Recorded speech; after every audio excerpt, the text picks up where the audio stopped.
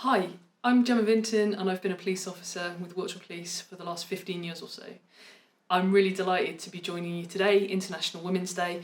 I think it's really important that we pause and we recognise actually how far we've come and some of the massive achievements we've made in policing and in society around women and their achievements.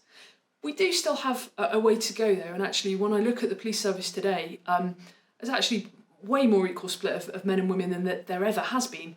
But we are still missing out, I think, on those women at the top and in the higher levels of policing. So really looking to get more women in those senior leadership positions. I joined the police in 2007, and certainly back then I was a minority as a female, and that has changed.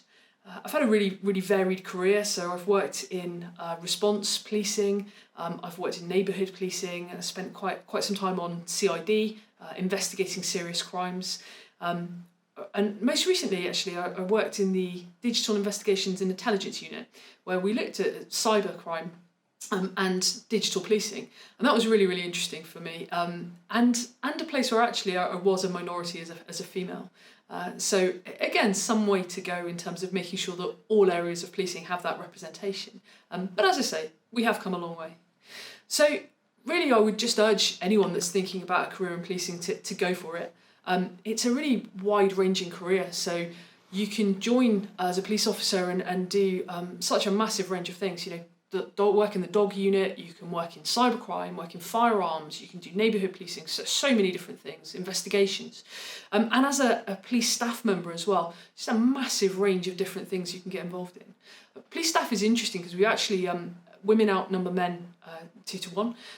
But again, we are potentially lacking females in those higher leadership positions, and that's something that I really think we can strive to do better at in the future. We are really looking at making sure that we have a really diverse group of individuals in the police so that we can be really representative of communities.